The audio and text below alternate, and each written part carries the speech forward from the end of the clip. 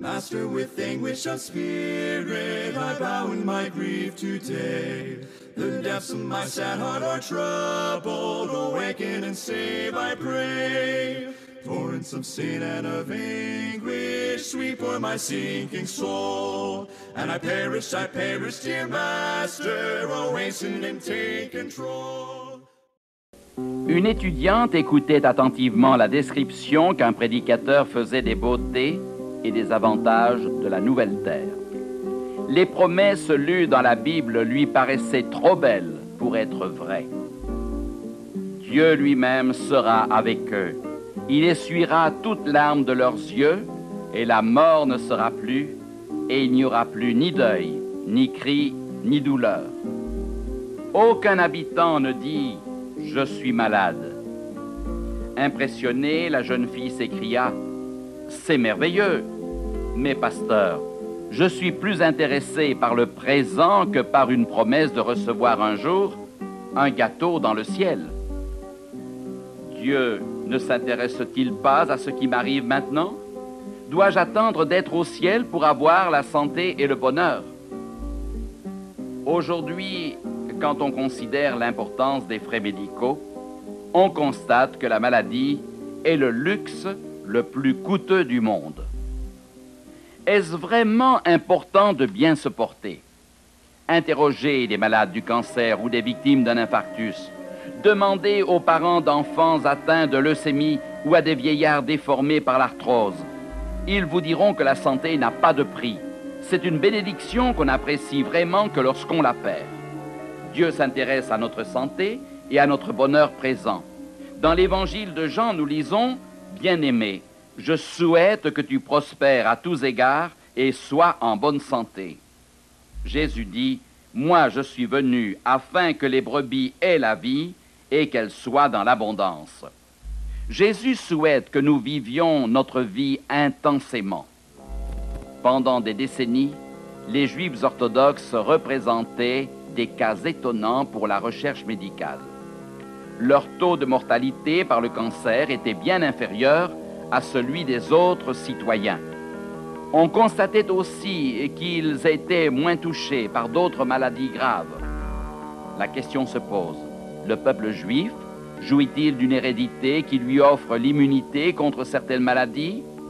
On a remarqué que lorsque les Juifs abandonnent certains de leurs principes alimentaires, leur taux de cancer et d'autres maladies devient semblable à celui d'autres personnes. Le secret de santé des premiers est qu'ils suivaient la plupart des recommandations faites par le Créateur. Quand Dieu fit sortir les Israélites d'Égypte, il leur donna des conseils précis à propos de leur manière de vivre.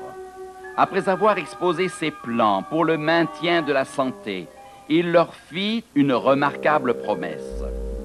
Si tu écoutes attentivement la voix de l'Éternel ton Dieu, si tu fais ce qui est droit à ses yeux, si tu prêtes l'oreille à ses commandements, et si tu observes toutes ses lois, je ne te frapperai d'aucune des maladies dont j'ai frappé les Égyptiens. Constatant l'accomplissement de cette promesse, David nous dit « Et nul ne chancela parmi ses tribus. » Les Égyptiens n'avaient probablement pas les mêmes maladies que nous avons aujourd'hui, diront certains. Qu'on se détrompe.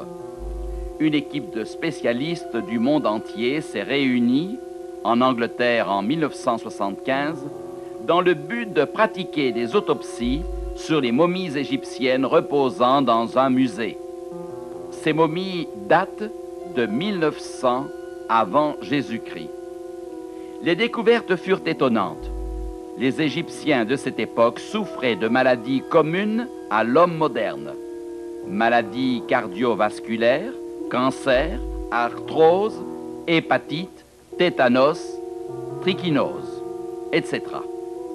Bien que l'Égypte fût le centre culturel et pédagogique au temps de Moïse, les connaissances médicales et les médicaments étaient très semblables à ceux des sorciers africains d'aujourd'hui. En 1552 avant Jésus-Christ, peu de temps avant la naissance de Moïse, un livre médical fut écrit en Égypte.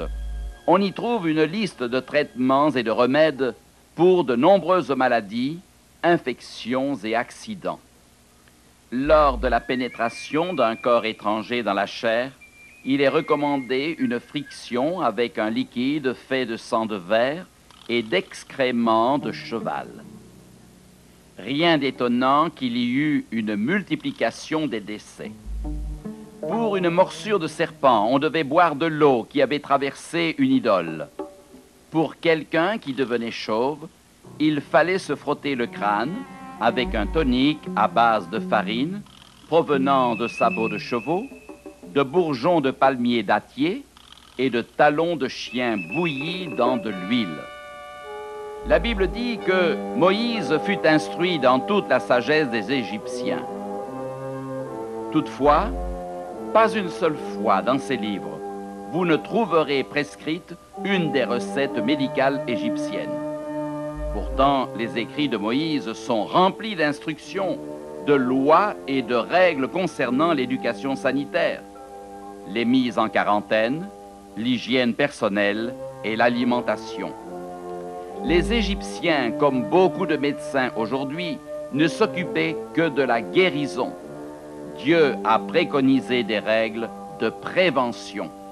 Ce fut l'application de certains principes de santé donnés par Dieu et enseignés par Moïse après l'Exode qui mit fin aux épidémies de peste et de lèpre du Moyen-Âge. Au cours d'épidémies redoutables, des millions de vies furent sauvées par des médecins dont la sagesse fut de solliciter les conseils de chefs religieux. Un historien a écrit « L'Église étudia les cas de contagion décrits dans l'Ancien Testament. Ceux-ci et leurs traitements sont décrits avec précision dans le livre du Lévitique. 60 millions de personnes moururent au cours de ces épidémies, alors que les principes bibliques d'isolement auraient pu en sauver beaucoup. Dieu a dessiné notre corps. Il en connaît exactement toutes les fonctions. Il sait ce qui est nécessaire pour que nos corps soient maintenus en santé. Quand nous achetons une voiture, nous recevons un manuel de la firme fabricante. Il nous dit le genre d'essence que nous devons utiliser, le type d'huile nécessaire. Il suggère les révisions à faire à la voiture et comment conduire de manière à obtenir une sécurité et un rendement maximum. Pourquoi les fabricants donnent-ils ce manuel? Parce qu'ils ont fabriqué la voiture et savent comment elle fonctionne. Vu le coût des réparations, la plupart d'entre nous essayent de suivre à la lettre les recommandations qui sont faites. Ainsi, on évite des frais élevés de réparation. Il en est de même pour notre corps. Dieu donna à l'homme un corps merveilleux avec des possibilités à peu près illimitées. Ce corps comprend des éléments qui doivent être ménagés et entretenus. Dieu sait exactement ce qui est nécessaire pour que nos corps restent en santé et fonctionnent d'une manière efficace. Retournons en arrière au Jardin d'Éden et notons ce que faisaient Adam et Ève pour garder la santé. La Bible dit qu'après avoir créé Adam et Ève, Dieu les mit au travail. L'activité, l'exercice sont nécessaires. L'Éternel Dieu prit l'homme et le plaça dans le Jardin d'Éden pour le cultiver et pour le garder. Après qu'Adam eut péché, Dieu augmenta son travail. C'est à la sueur de ton visage que tu mangeras du pain jusqu'à ce que tu retournes dans la terre. Un corps inactif se détériore. L'exercice augmente la force musculaire et favorise la circulation du sang. Les poumons deviennent plus efficaces parce que capables d'aspirer davantage d'air avec moins d'efforts. Le cœur fonctionne mieux et pompe plus de sang à chaque battement. L'énergie déployée produira plus d'oxygène et celui-ci vitalisera les tissus de sorte que le corps en général s'en portera mieux. L'exercice protège le corps de beaucoup de maladies et retarde la vieillesse. Avant le péché, Dieu prescrit à Adam et Ève une saine alimentation. Dieu dit, « Voici, je vous donne toute herbe portant de la semence et qui est à la surface de toute la terre, et tout arbre ayant en lui du fruit d'arbre et portant de la semence, ce sera votre nourriture. » Ils mangeaient des fruits, des céréales et des noix. Ils pouvaient aussi manger des fruits de l'arbre de vie qui se trouvait dans le jardin d'Éden. Ce fruit ajoutait à leur régime un élément nutritif indispensable qui les conservait éternellement jeunes. Après qu'Adam eut péché, Dieu les sépara de l'arbre de vie et ajouta les légumes à leur alimentation. Tu mangeras de l'herbe des champs. Tel fut le régime de l'homme jusqu'au déluge. Il devait être excellent car les antédiluviens vivaient jusqu'à plus de 900 ans. L'homme qui vécut le plus longtemps s'appelait Métuchéla. Tous les jours de Métuchéla furent de 969 ans, puis il mourut. Après le déluge, la moyenne de vie de l'homme diminua considérablement. Un fils de Noé vécut 600 ans, son petit-fils 230 ans, le petit-fils de celui-ci 175 ans, et à l'époque du roi David, un homme vivait d'environ 70 ans. Le déluge détruisit toute végétation sur la terre et les réserves de nourriture de Noé furent épuisées après un séjour d'une année et 10 jours dans l'arche. C'est pourquoi Dieu permit à Noé et à sa famille de manger de la viande. Les végétaux ne sont pas tous comestibles. De même, les animaux ne peuvent pas tous être consommés.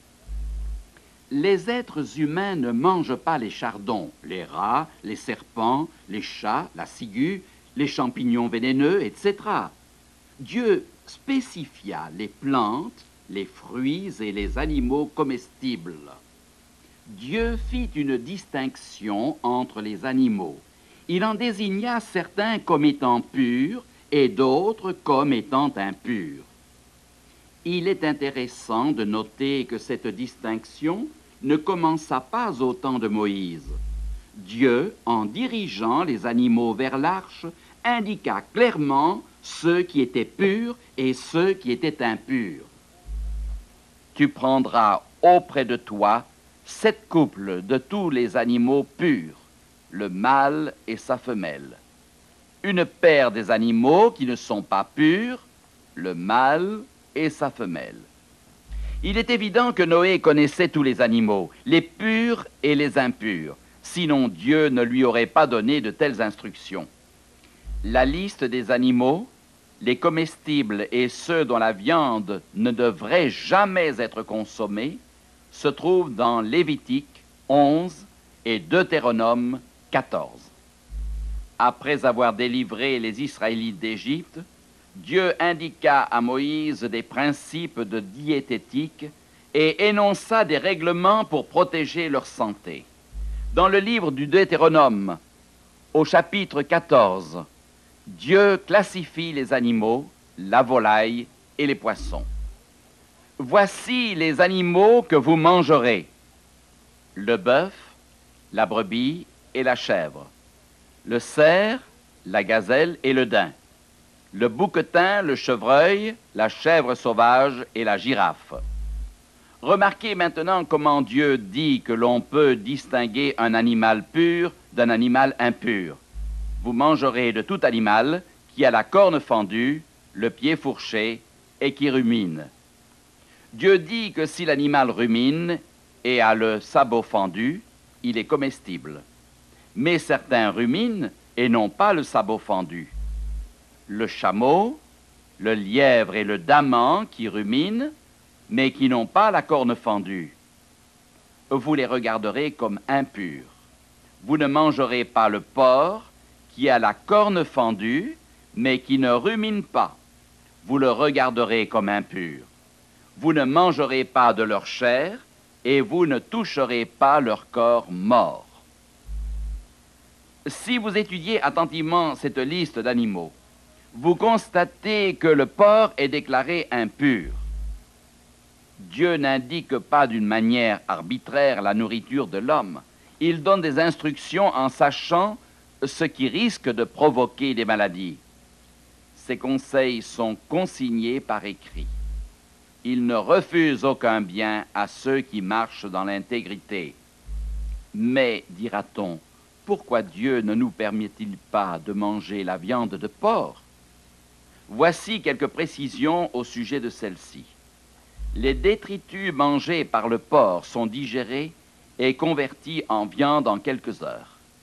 La vache, au contraire, dispose d'un appareil digestif complexe. Il lui faut 48 heures pour convertir sa nourriture en viande. Elle a aussi un système éliminatoire plus complexe et sévère qui élimine beaucoup d'impuretés de son corps. La viande de porc contient souvent des larves ou de la vermine. Quand une personne mange du porc contaminé, l'enveloppe qui entoure la larve éclate et le corps étranger pénètre dans la paroi intestinale humaine où elle se multiplie. Bientôt, le sang est contaminé.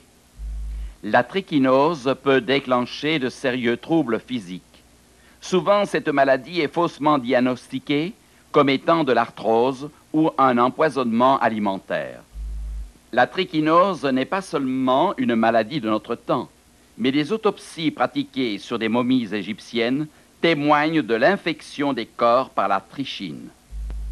Dieu précisa les caractéristiques des poissons comestibles et de ceux qui doivent être évités. Voici les animaux dont vous mangerez parmi tous ceux qui sont dans les eaux. Vous mangerez de tous ceux qui ont des nageoires et des écailles, et qui sont dans les eaux, soit dans les mers, soit dans les rivières. Mais vous aurez en abomination tous ceux qui n'ont pas des nageoires et des écailles. Parmi tout ce qui se meut dans les eaux, vous les aurez en abomination, vous ne mangerez pas de leur chair. Un médecin passa des années à faire des recherches pour les services de santé de la marine et de l'armée américaine afin de déterminer quels éléments de la faune marine étaient bons pour l'homme en cas de naufrage. En 1965, ces travaux furent publiés en 3 gros volumes. C'était le plus gros travail du genre. Il est intéressant de remarquer qu'après toutes ces recherches, ce docteur concluait que la règle d'or à suivre par les hommes de l'armée et de la marine était dans Deutéronome 14. Là se trouvent quelques brèves instructions données par Dieu il y a environ 3500 ans. Dieu apporta une autre restriction à la nourriture de l'homme. C'est ici une loi perpétuelle pour vos descendants. Dans tous les lieux où vous habiterez, vous ne mangerez ni graisse ni sang. Beaucoup de Juifs pratiquants continuent à suivre ces instructions aujourd'hui. Quand un animal est tué, il est suspendu pour que tout son sang s'écoule. Ensuite, l'animal est découpé et placé dans une solution saline afin d'éliminer toute trace de sang. La graisse est séparée de la viande. Les recherches modernes confirment la sagesse du commandement divin. On sait que le sang transporte des impuretés, des microbes, des virus et des toxines. De nombreuses maladies sont transmises par le sang. On sait aussi que les graisses saturées, comme celles des viandes et des produits laitiers, provoquent l'augmentation du taux de cholestérol, facteur important dans les maladies cardiovasculaires. Bien des maladies pourraient être évitées si l'homme suivait les conseils de son Créateur. Il sait mieux que quiconque ce qui est le meilleur pour sa créature. Mais nous ne comprenons vraiment l'importance du choix alimentaire que lorsque nous réalisons la conception divine au sujet du corps humain. L'apôtre Paul déclara « Ne savez-vous pas que votre corps est le temple du Saint-Esprit qui est en vous, que vous avez reçu de Dieu et que vous ne vous appartenez pas à vous-même. Dieu se révèle par la présence du Saint-Esprit en nous. » Paul explique pourquoi nous devons respecter notre personne. « Car vous avez été rachetés à un grand prix. Glorifiez donc Dieu dans votre corps et dans votre esprit qui appartiennent à Dieu. » L'homme est la propriété de Dieu par la création et la rédemption. Parce que l'homme a été racheté à un prix inestimable, il est normal qu'il glorifie Dieu en toutes choses. Soit donc que vous mangiez, soit que vous buviez, soit que vous fassiez quelque autre chose, faites tout pour la gloire de Dieu. Tous ceux qui aiment Dieu éviteront tout ce qui pourrait porter préjudice à leur santé. La Bible nous avertit, si quelqu'un détruit le temple de Dieu, Dieu le détruira, car le temple de Dieu est saint et c'est ce que vous êtes. Comment peut-on se faire du tort? Paul l'indique dans l'Épître aux Corinthiens. Ne vous y trompez pas, ni les impudiques, ni les idolâtres, ni les adultères, ni les efféminés, ni les infâmes, ni les ivrognes n'hériteront le royaume de Dieu. La Bible affirme que l'immoralité et la perversion portent atteinte à l'équilibre du corps. Les boissons alcoolisées sont aussi citées. Salomon a écrit « Ne regarde pas le vin qui paraît d'un beau rouge, qui fait des perles dans la coupe et qui coule aisément. Il finit par mordre comme un serpent et par piquer comme un basilic. Tes yeux se porteront sur des étrangères et ton cœur parlera d'une manière perverse. » Après les maladies cardiaques et le cancer, nous trouvons l'alcoolisme comme troisième grand mal contemporain. Plus de la moitié des accidents de circulation sont directement liés au problème de l'alcool. Dans plus de la moitié des crimes commis, soit l'assassin, soit la victime, sont sous l'effet de l'alcool. Le sucre des boissons alcoolisées diminue la défense du corps contre l'infection. En général, l'alcoolisme développe de la graisse dans le foie et les chances de mourir d'une cirrhose du foie augmentent d'autant. La moyenne de vie d'un alcoolique est diminuée d'au moins 12 ans. D'après de récentes statistiques, une personne sur 10, après un premier verre, devient alcoolique. Des recherches montrent que les cellules cérébrales meurent quand l'alcool est introduit dans la circulation sanguine et que les parents qui boivent ont un nombre d'enfants naissants mal formés sensiblement plus élevé que les abstinents. Pour un chrétien, s'adonner à la boisson a des conséquences beaucoup plus grandes. Chaque chrétien a besoin de toute son énergie cérébrale pour résister aux tentations de Satan. Il ne peut pas se fier à un jugement imparfait pour discerner le juste du faux. Sur la croix, notre Seigneur refusa le liquide qui lui était offert par les soldats pour diminuer ses maux. Bien qu'il souffrit atrocement, Jésus ne voulut rien prendre qui aurait pu obscurcir ses facultés mentales. Il existe d'autres habitudes qui mettent notre santé en danger. Si vous fumez, vos risques de mourir d'un cancer du poumon sont 10 fois plus grands que si vous n'avez jamais fumé. Toutefois, le cancer n'est pas le seul danger. Les risques d'une maladie cardiaque sont, chez un fumeur, nettement plus grands que chez un non-fumeur. Des recherches ont montré que la nicotine augmente le taux de cholestérol sur les parois des artères. La nicotine cause aussi le rétrécissement des artères. Le moindre caillot bloqué dans un vaisseau sanguin peut causer un infarctus ou une embolie cérébrale. La personne qui fume est aussi un candidat de premier choix à la sénilité précoce à cause du manque d'oxygénation. Le quotidien a publié ce qui suit. Les femmes qui fument pendant leur grossesse font du mal à leur bébé. Si vous fumez, vous vous faites du mal à vous-même. Mais le bébé ne peut pas choisir. Il est obligé de fumer si sa mère le fait. Les effets nocifs du tabac sur les enfants à naître sont très divers. Depuis la réduction de mouvement du fœtus au retard dans la croissance et au taux élevé de maladies respiratoires plus tard. La cause est un manque d'oxygène entraîné par la nicotine. les mères qui fument ont 27% de plus d'enfants morts-nés que celles qui ne fument pas. Chaque année, la cigarette contribue à la mort de millions d'individus. Un médecin dit « Chaque cigarette qu'une personne fume raccourcit sa vie de 14 minutes et demie. » Dieu a donné un commandement. « Tu ne tueras pas ». Cependant, combien de personnes se tuent par ce qu'elles mangent, fument et boivent? On a dit que la forme la plus courante de suicide est notre couteau, notre fourchette et notre cuillère. On devrait y ajouter le verre ou la tasse. Une tasse de café normale contient entre 130 et 250 mg de caféine, suivant qu'il est fort ou léger.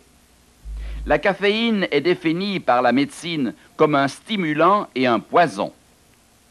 Le thé et les boissons à base de cola contiennent de la caféine. Ces boissons sont mises en cause lors de maladies cardiaques, de désordres neurologiques et du cancer de la vessie.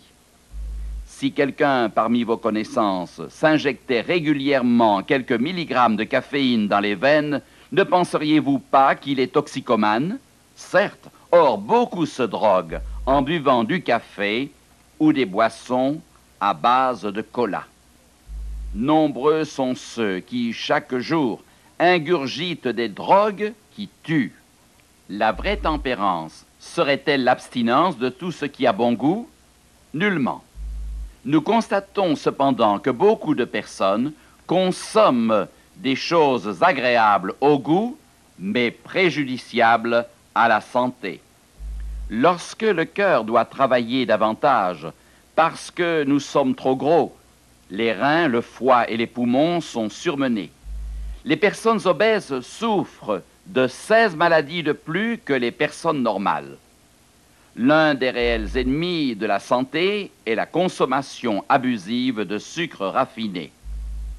En 1822, les Américains en consommaient 2 cuillères à café par jour. En 1905, 20 cuillères. En 1979, 34. Avez-vous déjà estimé la quantité de sucre que vous absorbez chaque jour?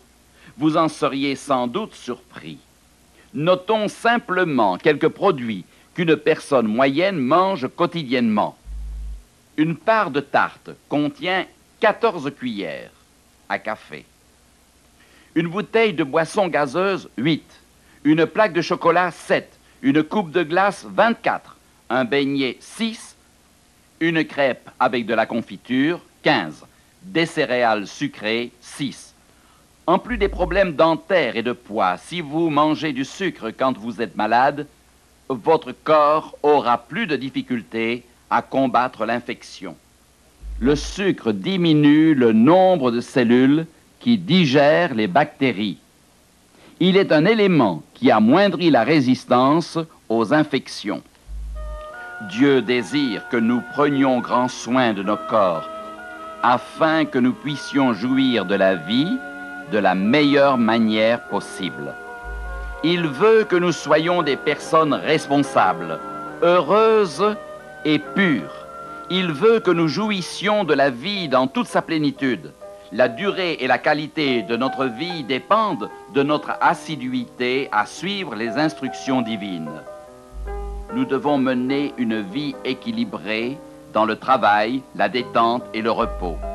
C'est pourquoi Dieu attire notre attention sur le 7e jour, le jour du sabbat, et en fait un jour de repos et d'adoration. Il savait combien nous aurions besoin de ce jour de repos pour récupérer, oublier nos soucis et passer un moment de communion avec lui. En certaines circonstances, Jésus eut besoin de s'éloigner des pressions de la foule et de se reposer. Après une journée épuisante, Jésus dit à ses disciples, « Venez à l'écart, dans un lieu désert, et reposez-vous un peu. » Nous aussi avons besoin de moments de repos dans un endroit tranquille. Il n'est pas toujours possible d'aller dans le désert, bien que cela puisse être un endroit très agréable à certaines époques de l'année. Mais nous pouvons nous rendre dans une région montagneuse où la vision des beaux arbres, de lacs profonds et le fouet des vents glacés calmeront nos cœurs tourmentés. Où que nous soyons, nous avons besoin d'un endroit de repos et de méditation en dehors de l'agitation quotidienne. Nous avons besoin de vivre d'une façon décontractée. Dieu désire que nous ayons dans nos vies, dès ici-bas, un peu de ciel bleu. Ainsi, nous nous préparerons à vivre sur la terre restaurée.